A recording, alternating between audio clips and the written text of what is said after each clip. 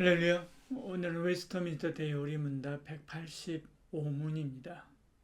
우리는 어떻게 기도해야 합니까? 질문이고요. 답변은 이렇게 이야기합니다. 우리는 하나님의 위엄에 대한 엄숙한 이해와 우리 자신의 무가치함과 빈곤과 죄를 깊이 의식하면서 기도해야 합니다. 통회하고 감사하며 열린 마음으로 기도해야 합니다. 깨달음과 믿음과 진실함과 열정과 사랑과 인내로 하나님을 앙망하며 그분의 뜻에 겸손히 복종하는 마음으로 기도해야 합니다. 이렇게 답변하고 있습니다. 사실 믿음은 하나님과 관계를 나타내는 말이죠. 기도도 그런 관계에서 파생된 것입니다. 기도는 하나님과 만남이고 대화이고 교통이지요. 185문은 하나님께 기도하기 전 우리 상태와 기도할 때 마음, 기도한 후의 반응으로 나누어 구체적으로 어떻게 해야 하는지를 설명합니다. 우리도 누군가를 만나서 데이트를 하거나 혹은 중요한 계약서를 작성하거나 할 때가 있지요. 그때 그 만남의 성격에 따라서 거기 나가기 전에 우리가 준비해야 될 마음의 상태가 있습니다. 데이트를 나가는데 가기 싫거나 상대방에 대한 서운한 마음이 있다면 즐거운 만남이 되지 못할 것입니다. 계약하러 갈 때도 그렇죠. 이거 찜찜한데 하는 마음으로 가면 결과가 좋지 못할 수 있지요. 기도할 때도 그렇습니다.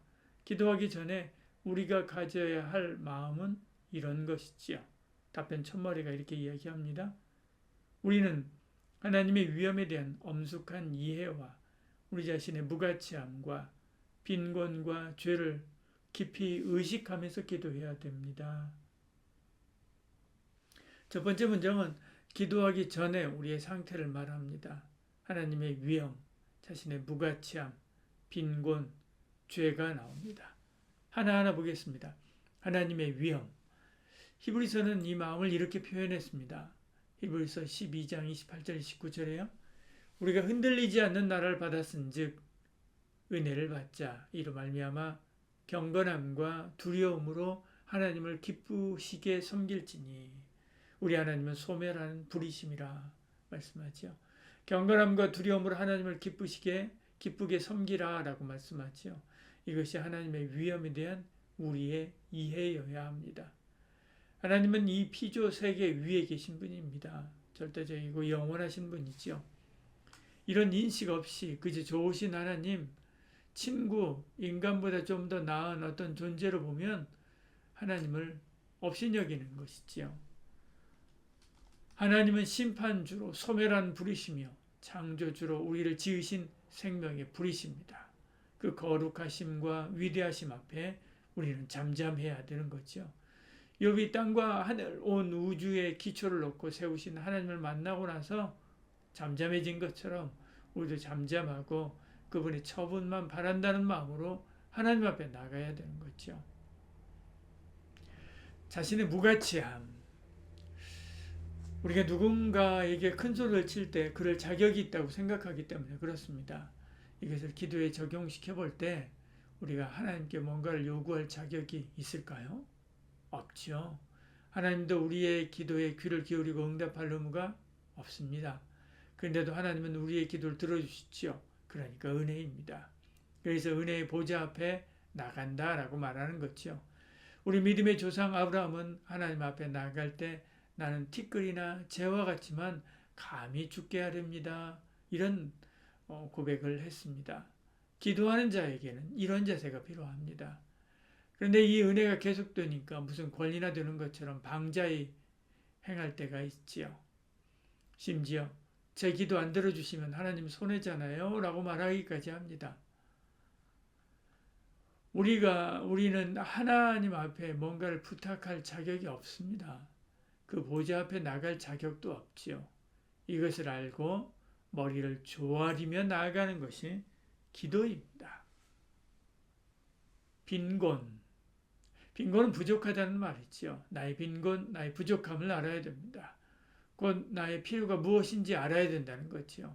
그래야 그 부족함을 채우기 위해서 기도하는 것입니다. 나는 목마른데 빵을 구하면 안 되지요. 목마르면 물 달라고 기도하고 배고프면 빵 달라고 기도해야 되는 것이지요. 주님이 지적했었던 바리새인의 기도처럼 저는 금식을 했고 11조를 했고 라고 말하면서 자기 자랑하는 것도 기도가 아니지요. 영적으로 공허한데 그것을 모르고 물질의 풍요를 구한다면 우리를 사랑하시는 하나님은 그 사람의 기도를 듣지 않습니다. 들어준다고 해도 도움이 안 되기 때문에 그렇죠. 그러므로 나에게 무엇이 부족한지 내가 무엇을 기도해야 되는지 알아야 됩니다. 죄, 우리는 죄인이지요. 그래야 겸손한 마음이 됩니다. 간절히 하나님의 긍휼을 구할 수 있는 거지요. 예수님이 성전에서 기도하는 바리새인과 세리를 보았을 때 세리는 자기 가슴을 치면서 하나님이여 불쌍히 여기소서 나는 죄인이로소이다 라고 기도했습니다. 이런 마음으로 기도해야 되는 거죠. 우리는 한순간도 죄 없이 살 수 없는 연약한 존재입니다. 우리 죄가 하나님과의 사이를 내지요. 하나님과 멀어지게 합니다. 이 죄에 대한 인식과 통회가 없으면 회개하지 못합니다. 회개하지 못하면 점점 더 하나님께로부터 멀어지는 거지요.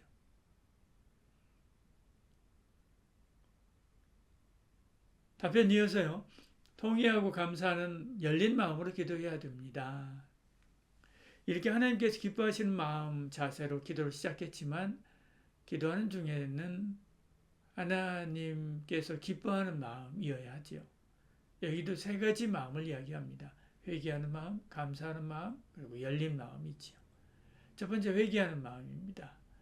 시편 51편 17절 얼마 전에도 봤지요. 하나님께서 구하시는 제사는 상한 심령이라 하나님의 상하고 통회하는 마음을 주께서 멸시하지 아니하시리이다 그렇게 말씀하죠.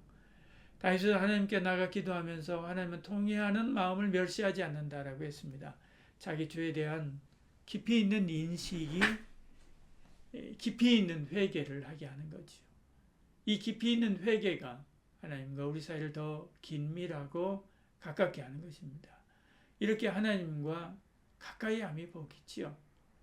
가까이 있기에 작은 신음에도 응답하시는 하나님을 더 자주 경험할 수 있기 때문에 그렇습니다.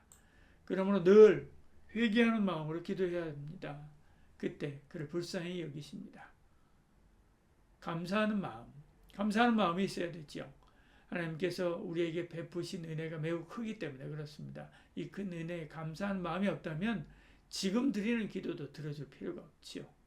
날 구원하신 것도 감사하고 하나님의 은혜 보좌 앞을 허락하신 것도 감사하고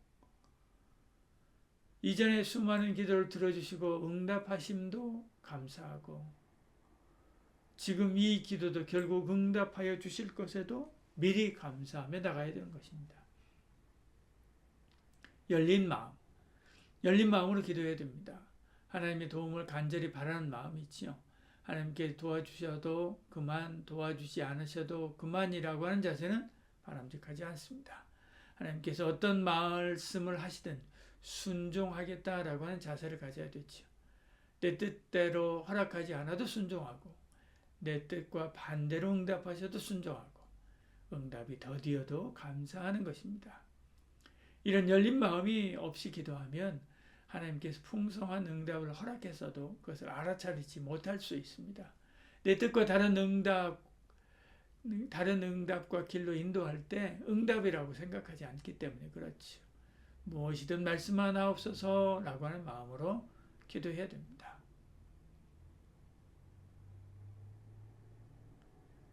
답변의 마지막에 깨달음과 믿음과 진실함과 열정과 사랑과 인내로 하나님을 앙망하며 그분의 뜻에 겸손히 복종하는 마음으로 기도해야 됩니다. 이야기합니다. 이는 하나님 앞에 기도한 후에 우리의 마음 자세를 말합니다. 깨달음을 가지고 기도한다라고 하는 것은 우리의 마음의 지각을 가지고 기도하는 것이지요. 성경에 대한 깨달음은 나타나는 하나님의 뜻을 아는 것입니다. 성경의 말씀과 하나님의 뜻에 대한 지식 없이 그저 열심만 가지고 기도해서는 안 되는 거죠. 이미 하나님께서 우리에게 주신 성경에 대한 깊이 있는 깨달음을 기초로 기도하는 것입니다. 예를 들어서 하나님께서 아브라함에게 이삭을 번제로 드리라라고 하실 때 이것이 하나님의 뜻입니까? 기도하지 않는 거죠. 이것이 하나님의 뜻이구나. 그러니 순종해야겠다라고 하는 깨달음. 지각, 곧 마음으로 실행에 옮기는 것입니다.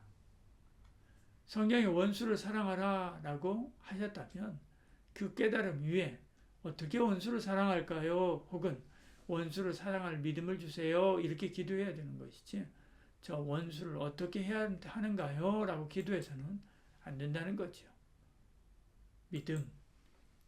믿음이 없이는 그 무엇도 하나님을 기쁘시게 하지 못합니다. 여기 믿음은 하나님의 살아계심과 우리의 사랑하심과 우리의 기도를 들으시고 응답하실 것에 대한 믿음 그리고 확신입니다. 이런 믿음 없이 드리는 기도는 요동하는 물결과 같이요 흔들리는 바람과 같습니다. 진실함, 열정, 사랑, 인내 진실함이 없이 혹시나 하는 말로 하는 기도는 하나님을 우습게 보는 거죠.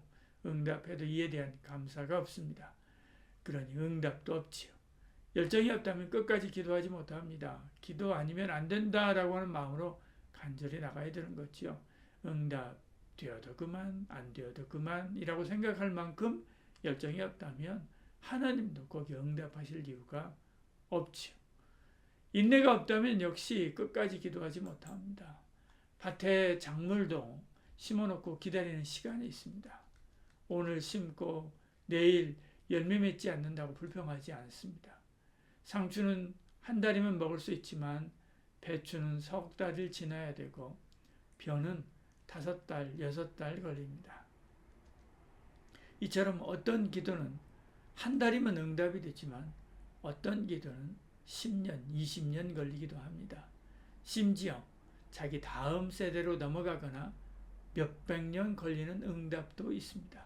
그러므로 인내가 없다면 기도하지 못하지요.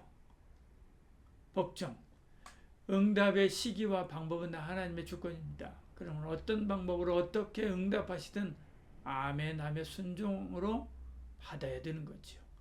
예수님도 십자가 고난을 피하도록 엎드려 기도했지만 마지막 기도는 나의 원대로 마시옵고 아버지 원대로 하옵소서였습니다.